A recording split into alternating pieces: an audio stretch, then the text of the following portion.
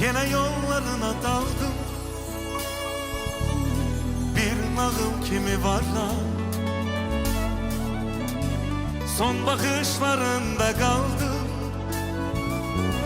artık hiç yerde yokum. Sensiz ömür değil, ölümdür bu hayat. Sen düşün bir anlık. Yanar gece geldim, yanar ışık saçar şehrim karanlık.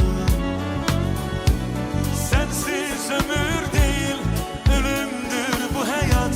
Sen düşün bir anlık.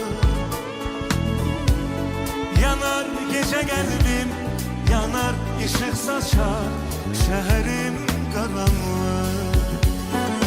Ne sen ne ben ayrı dayanmaz bu gürültü